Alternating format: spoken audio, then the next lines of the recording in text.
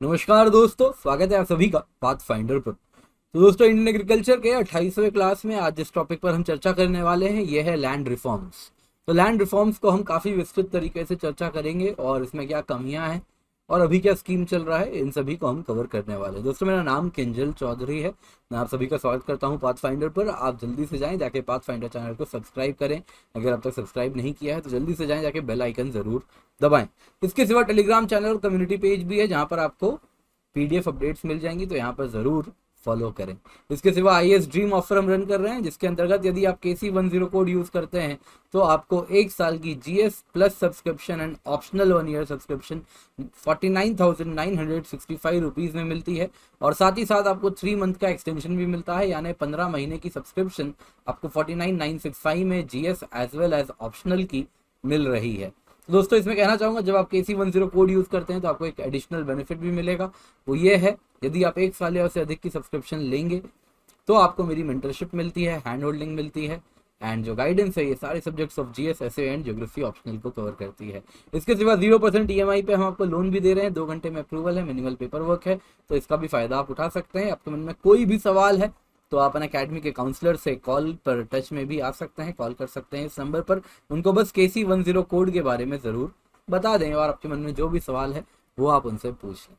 तो दोस्तों, land reforms की अगर हम बात करें तो लैंड रिफॉर्म मतलब क्या हुआ दोस्तों, सिंपल शब्दों में कहूँ तो, सिंपल शब्दों में सिंप्लीफाई करके, कि जो ज़मीन है वो रिच से पुअर तक पहुंचा सकें। जो लैंडलेस पॉपुलेशन है उनको ज़मीन मिले जिसमें वो भी खेती कर सके।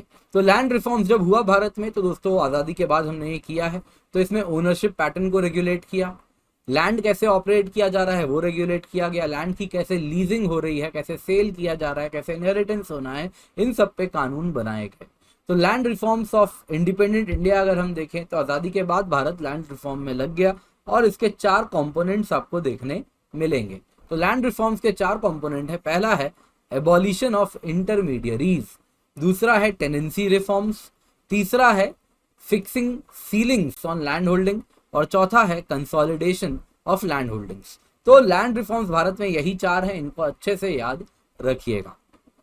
तो आइए एक एक करके चारों को देखते हैं। मुझे मालूम है आपको हो सकता है समझ नहीं आया हो, तो अभी चारों समझ आ जाएंगे। पहला है abolition of the intermediaries. Intermediaries का मतलब होता है दोस्तों मझौलिए, जो बीच में थे, जो कि जमीन पे खेती नहीं कर रहे हैं, जो कि बस जमीन ओन कर रहे हैं, जो मझौलिए हैं, जो डायरेक्टली खेती नहीं कर रहे हैं, तो उनको एबॉलिश किया गया। इन शॉर्ट अगर सिंपल शब्दों में बोले तो जमींदारी एबॉलिशन एक्ट आता है, जिसके द्वारा जमींदारी सिस्टम पर प्रतिबंध लग जाता है। तो इसके साथ कुछ इंटरमीडियरीज हट जाते हैं, जो कल्टीवेटर यानी जो खेती कर रहा है और स्टेट जो टैक्स लेती है, उनके बीच में अब तक आया करते थे। तो मोस्ट एरियाज में अगर हम देखें तो जमींदार के जो सुपीरियर राइट्स थे विथ रिस्पेक्ट टू, कि वही जो भी प्रोड्यूस होता था उसका 35% 75% तक ले लिया करते थे किसान से। तो वो जो राइट्स था उनसे ले लिया जाता है, जो लैंड पे उनकी कंट्रोल थी वो ले ली जाती है, और इसके साथ उनकी इकोनॉमिक एंड पॉलिटिकल पावर दोनों कमजोर हो जाती है। तो इंटरमीडियरीज को हटाने का पर्पस था दोस्तों कि कैसे करके एक्चुअल लैंड होल्डर्स जो हैं, जो एक्चुअल में खेती कर रहे हैं, जो कल्टीवेटर्स हैं, उनको मजबूत किया जाए। तो इसके एडवांटेजेस ये हुए दोस्तों कि जो 2 करोड़ टेनेंट्स थे जो खेती करने के लिए भाड़ा दिया करते थे, उनको लैंड का ओनर बना दिया जाता है। इसके साथ अगर आप देखें तो गवर्नमेंट के पास भी, क्योंकि वो लैंड काफी ज्यादा जमींदार की लैंड सरकार ले लेती है, वो जमींदार से जमीन लेके गवर्नमेंट के पोजीशन में वो लैंड आ जाते हैं, और उन्हीं जमीन को लैंडलेस फार्मर्स को फिर डिस्ट्रीब्यूट कर दिया जाता है। तो अगर हम लीगल एबॉलिशन की बात करें तो इसके बाद होता यूं है कि जो कल्टीवेटर्स होते हैं वो सरकार के डायरेक्ट कॉन्टैक्ट में आ जाते हैं। डिसएडवांटेजेस क्या होता है दोस्तों, जब हम कहते हैं इंटरमीडियरीज को निकालना, एबॉलिश करना, तो याद रखिएगा जमीन है, जमीन में जो खेती कर रहे हैं ये किसी की जमीन है जिसमें खेती कर रहे हैं, हो सकता है उनके लेवल पे ये एक इंटरमीडियरी हुए, ये फिर फर्दर किसी को पैसे देते होंगे, ये इंटरमीडियरी हुए, और इस प्रोड्यूसर कुछ कट मार के फाइनली ये जमींदार को पैसे दिया करते होंगे या प्रोड्यूस भेज दिया करते होंगे। तो जब हमने एबॉलिशन ऑफ द इंटरमीडियरीज किया तो बस और बस हम एसेंशियली जो जमींदार थे उन्हीं को एबॉलिश किए, लेकिन बाकी के इंटरमीडियरीज आज भी आपको देखने मिलेंगे। आज भी आप देखें तो गांव में काफी खेती टेनेंट फार्मर्स के द्वारा शेयर क्रॉपिंग सिस्टम आपको आज भी दिखेगा। आज भी आप गांव जाएंगे, हो सकता है आपके ही घर में जो जमीन हो, आप शहर में रहते हैं पर आपके घर में गांव में जो जमीन है उस पे हो सकता है कोई शेयर क्रॉपर है जो खेती कर रहा है। तो ये सिस्टम आज भी मौजूद है। जब हमने इंटरमीडियरीज को एबॉलिश किया तो सिर्फ टॉप लेवल पे जो जमींदार थे उन्हीं को एबॉलिश किया, बाकी सब के सब आज भी मौजूद हैं। तो टॉप लेयर ऑफ लैंडलॉर्ड जरूर निकाल दिया, जमींदार हटा दिए, लेकिन बाकी इंटरमीडियरीज आज भी मौजूद हैं। इसके सिवा काफी जमींदार ने क्या किया, जब एबॉलिशन ऑफ जमींदारी लगने वाला था तो जो अपनी जमीन थी वो काफी इन लोगों ने रीडिस्ट्रीब्यूट कर दी, अपने फैमिली मेंबर्स को दे दी, बेनामी प्रॉपर्टीज बनवा दी। तो इस प्रकार से काफी इसका इम्प्लीमेंटेशन प्रॉपर नहीं हो पाया। अगर हम स्टेट की बात करें तो कहा जाता है वेस्ट बंगाल एंड केरला 2 स्टेट है जहाँ पे ठीक ठाक इम्प्लीमेंट हुआ, बाकी स्टेट्स में तो बहुत पुअर इम्प्लीमेंटेशन हुआ। इसके पीछे कारण भी यही था कि ये जो जमींदार थे ये काफी पावरफुल पॉपुलेशन हुआ करते थे, बहुत ही पावरफुल वर्ग था, और यही उस वक्त के member of parliaments and member of legislative assembly भी हुआ करते थे। तो इसलिए इसको जब ये जमींदारी एबॉलिशन ऑफ जमींदारी एक्ट्स आए तो इस प्रकार के एक्ट्स को स्पेशली जानबूझ के काफी ज्यादा वाटर डाउन वर्जन बनाया गया, जो कि ऑन ग्राउंड प्रॉपरली इंप्लीमेंट नहीं हो पाया, काफी लूपहोल्स जिसमें रह गए। इसके सिवा जहां पे इंप्लीमेंट भी हुआ वहां पे भी अगर आप देखें तो लैंडलॉर्ड्स ने काफी ज्यादा जुडिशियल सिस्टम का इस्तेमाल किया और इसमें डिफर करने की कोशिश की, तो काफी टाइम तक केस चलता रहा एंड काफी लंबा चौड़ा प्रोसेस चलता रहा। एंड फाइनली आप देखें तो जमींदार ने काफी जगह में तो लैंड रिकॉर्ड्स दिए भी नहीं सरकार को, तो सरकार को वापस से लैंड रिकॉर्ड्स भी बनाने पड़े। दूसरा रिफॉर्म था दोस्तों लैंड रिफॉर्म्स में टेनेंसी रिफॉर्म। टेनेंसी यानी टेनेंट जो किराया दे रहा है उसके अधिकार को कैसे संरक्षित किया जाए। तो अगर आप देखें आजादी के वक्त में, आजादी के पहले, आजादी तक जो रेंट हुआ करता था, वो जो किसान खेती कर रहा है वो करीबन आप अगर देखें तो अलग अलग स्टेट्स में अलग अलग सिस्टम था। तो जो प्रोड्यूस करता है उसका 35 से 75% वो इसको ऊपर तक देना होता था। यानी अपने पास आप अगर देखें तो वो 25% से लेके कुछ 65% तक ही रखता था, बाकी सब उसको ऊपर तक लैंड ओनर को देना पड़ता था। तो ये रिफॉर्म लाया गया जिसके द्वारा ये जो टेनेंसी है कितना परसेंट वो रखेगा, कितना परसेंट ऊपर देगा, इसको रेगुलेट किया गया। तो रेंट को रेगुलेट किया जाता है, साथ साथ सिक्योरिटी ऑफ टेन्योर मिलती है। ऐसा नहीं होता है कि जब मर्जी किया तब आपको जमीन से निकाल दे, तो सिक्योरिटी ऑफ टेन्योर मिलती है एंड ओनरशिप टू टेनेंट्स भी मिलता है टेनेंसी रिफॉर्म्स के अंतर्गत। तो इसमें अगर आप देखें तो अलग अलग स्टेट में अलग अलग सिस्टम होता है, करीबन करीब जो फेयर रेंट फिक्स किया जाता है वो प्रोड्यूस का 20 से 25% तक कर दिया जाता है। एंड पंजाब, हरियाणा, जम्मू कश्मीर, तमिलनाडु, आंध्र प्रदेश के सिवा किसी भी स्टेट में इसको प्रॉपरली इंप्लीमेंट नहीं किया जाता है, बस यही एक्सेप्शन होते हैं। इसके सिवा इसकी जो इम्प्लीमेंटेशन है जैसा मैंने बताया बहुत पुअर है। एंड आज भी अगर आप देखें तो आपके गांव में भी जो जमीन होगी उसमें टेनेंसी होती होगी, तो जो शेयर क्रॉपर होते हैं उनसे हम कागज में आज भी सिस्टम नहीं बनवाते, कागजी कार्रवाई नहीं होती है। आज भी जो अग्रीमेंट बनता है वो ओरल अग्रीमेंट होता है, इनफॉर्मली उसको कहते हैं कि हाँ जाओ जाके खेती करना, बदले में कुछ 1/3 मुझे दे देना या 2/3 मुझे दे देना। अलग अलग जगह पे अलग अलग है क्योंकि ओरल अग्रीमेंट है। इकोनॉमिक सर्वे ने भी इसको हाईलाइट किया है, कहा है कि हमने टेनेंसी रिफॉर्म्स के नाम पे जो लॉज बनाए वो इतने हार्श हो गए और इतने ज्यादा, एक तरफ ओनर है दूसरे तरफ टेनेंट है, इतने ज्यादा हमने टेनेंट के लिए ये लॉज को इस प्रकार से टिल्ट करवा दिया कि ओनर अब डरता है टेनेंट को लैंड देने में, और इसीलिए इनफॉर्मल अग्रीमेंट पे स्विच हो गया। इनफॉर्मल अग्रीमेंट से क्या होता है ना दोस्तों, जो टेनेंट है मान लीजिए उसको लोन लेना है तो वो लोन कैसे लेगा, वो उसको दिखाना होगा ना कौन सी जमीन पे खेती हो रही है, कौन सी जमीन के लिए उसको लोन चाहिए। अगर इनफॉर्मल अग्रीमेंट है तो उसको इंस्टीट्यूशनल क्रेडिट नहीं मिल रही, ये बहुत बड़ी समस्या है। इसके सिवा बहुत सारा एग्रीकल्चरल लैंड है जो कि ओनर शेयर क्रॉपर को, टेनेंट को देना ही नहीं चाहता है, तो इस वजह से खाली छूट जा रही है। दैट लैंड इज फैलो, खाली छोड़ देना वो पसंद कर रहे हैं। आप अगर देखें तो large chunk of land as high as 25 million hectares, कई एस्टिमेट्स के द्वारा पता चला है कि as high as 25 million hectares Bharat में फैलो हैं, खाली है, उसमें ओनर टेनेंट को लैंड नहीं दे रहा क्योंकि वो डरता है कहीं ना कहीं उसकी ओनरशिप हो सकती है, टेनेंट को मिल सकती है। तीसरा रिफॉर्म था दोस्तों लैंड होल्डिंग्स पे सीलिंग।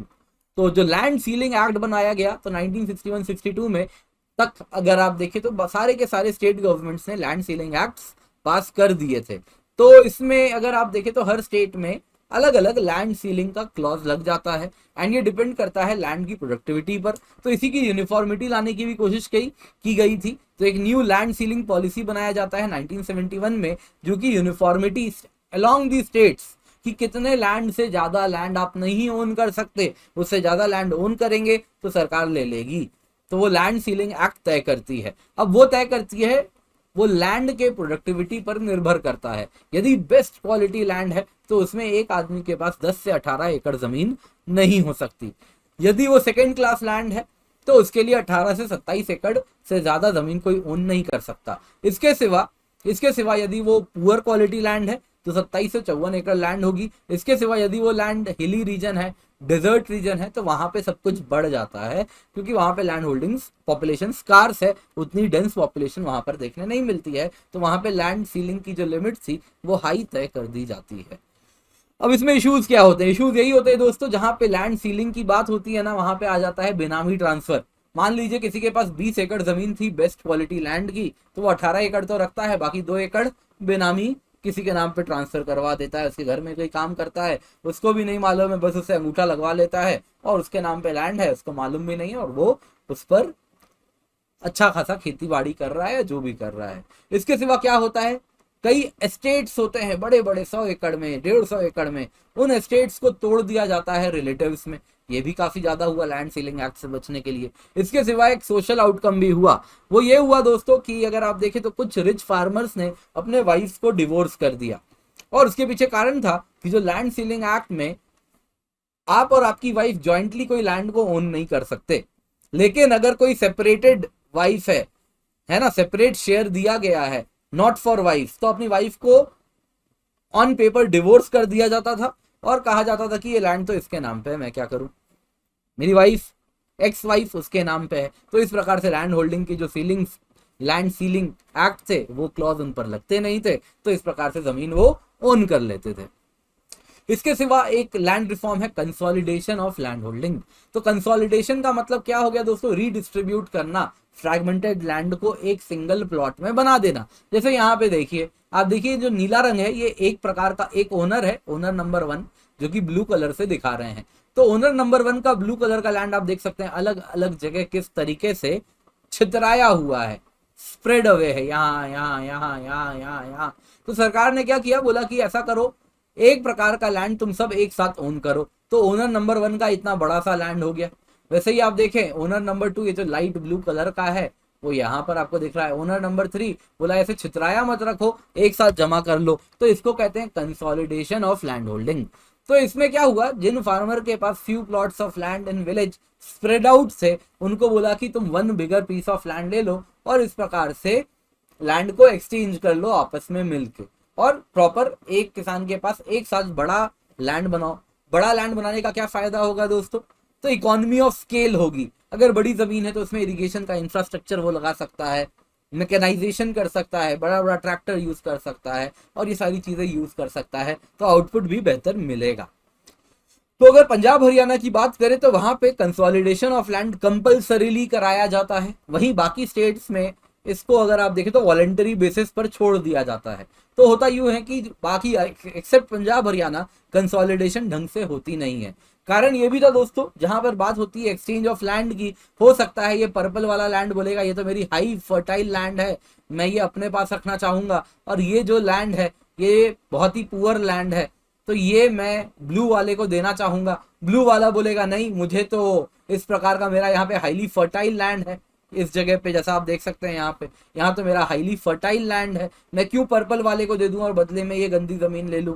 तो इस प्रकार से आपस में आप देखें तो कोऑपरेशन नहीं हो पाता है, तो इस वजह से भी कंसोलिडेशन नहीं हो पाती है, जहां पे उसे हम कंपल्सरी नहीं करवाते हैं, वॉलंटरी बेसिस पर छोड़ देते हैं। तो इसलिए कंसोलिडेशन ऑफ लैंड होल्डिंग अगर आप देखें भारत में बहुत सक्सेसफुल नहीं हुआ है। और आप देख सकते हैं ये लैंड रिफॉर्म्स कितने ही सक्सेसफुल हैं, आप कुछ डेटा से देख सकते हैं। तो एग्रीकल्चरल सेंसस 2015-16 का डेटा है, एंड आप देख सकते हैं तो फार्मर्स के अलग अलग कैटेगरी में बांटा जाता है on the size of the land holding. तो यदि किसी किसान के पास 1 हेक्टेयर से कम जमीन है तो वो किसान कहलाता है मार्जिनल फार्मर।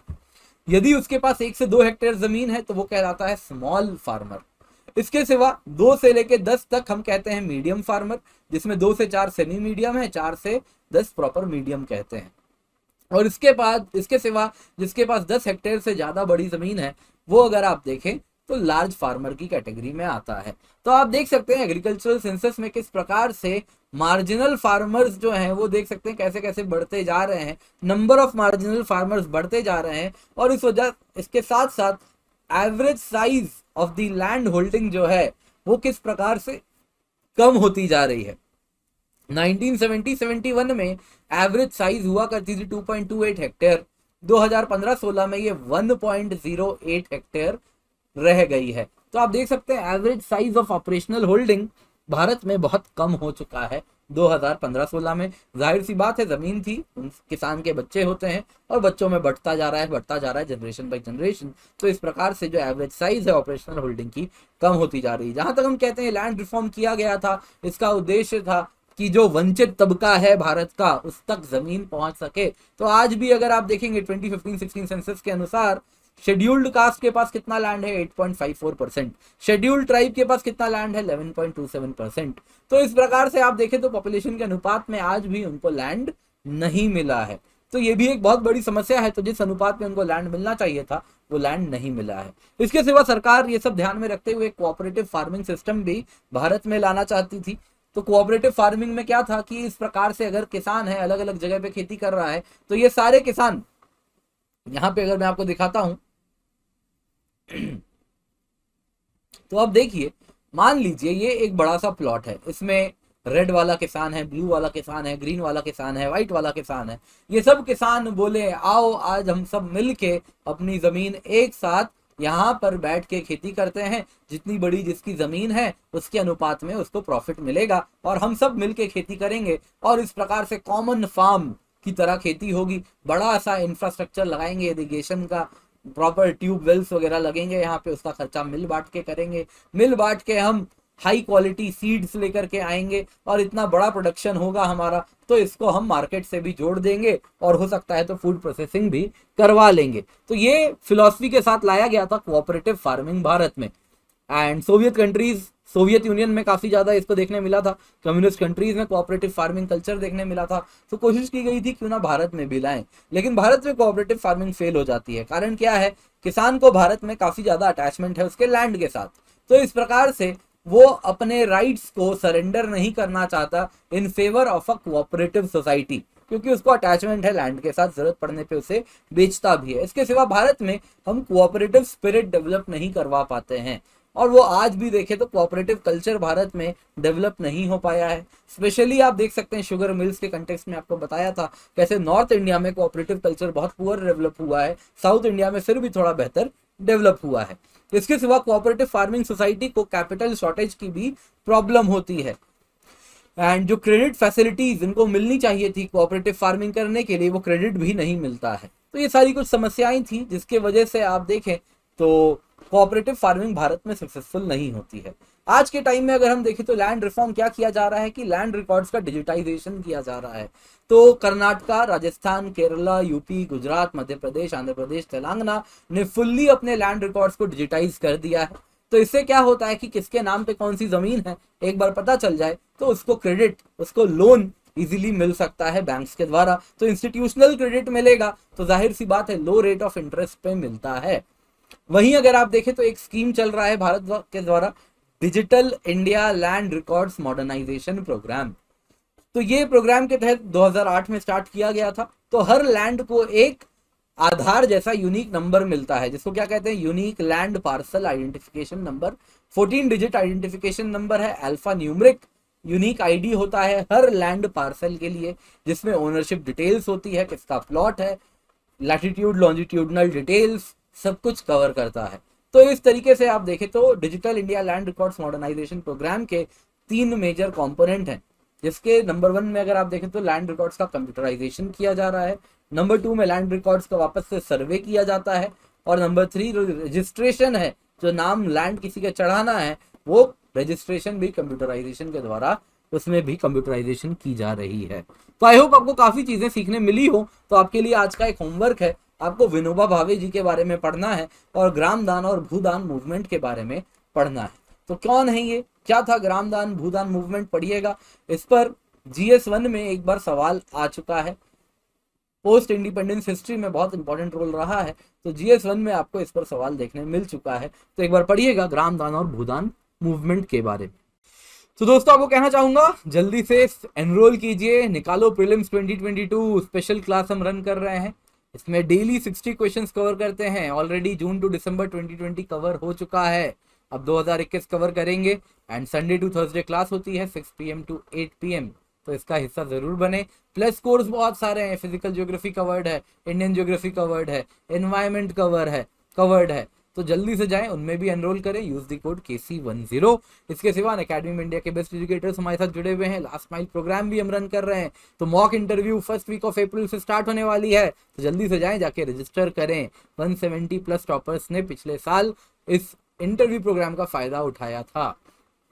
इसके सिवा दोस्तों आइकनिक सब्सक्रिप्शन की बात करें तो 1-to-1 लाइव मेंटरशिप है, स्टडी प्लानर है, एक मेंटर आपको असाइन होते हैं जो आपकी हैंड होल्डिंग भी करते हैं। तो जो कीमत है दोस्तों प्लस सब्सक्रिप्शन की आप देख सकते हैं, 1 ईयर की है 46,791 रुपीज और 1 साल की आइकनिक की कीमत है 67,041 rupees. Use the code KC10 code का इस्तेमाल करें और इसका फायदा उठाएं। एंड 10% ऑफ के साथ साथ मेरी मेंटरशिप भी आपको मिलेगी, हैंड होल्डिंग भी मिलेगी। 1 साल की ऑप्शनल की कीमत है 24,750 रुपए। ये जनरल प्राइसेस है दोस्तों, लेकिन इस वक्त स्पेशल ऑफर भी तो चल रहा है, याद है ना, 20% ऑफ आपको हम दे रहे हैं। तो आप देख सकते हैं जैसा यहाँ पे दोस्तों जो हमारी कीमतें हैं इस वक्त स्पेशल ऑफर में आप देख सकते हैं काफी कम हमने कर दिया है। 49,965 रुपीज में आपको GS एंड ऑप्शनल दोनों मिल रहा है और 3 मंथ की एक्सटेंशन भी मिल रही है। तो जल्दी से जाएं, use the code KC10 and Unacademy subscription लें, मेरी मेंटरशिप एडिशनल आपको मिलती है। UPSC CSE बैचेस भी हैं, March 30 से स्टार्ट हो रहे हैं, तो वक्त ना गवाएं, जल्दी से इसका हिस्सा बने। And IAS dream with Unacademy बहुत आसान हो सकती है अगर आप अन अकेडमी के साथ जुड़े। तो अन अकेडमी स्टोर आप देख सकते हैं ओपन हो चुका है दिल्ली में, तो इसका भी फायदा जरूर उठाएं। Thank you so much for joining, have a great day. And जब भी ज्वाइन करें use the code KC10। Let's crack it.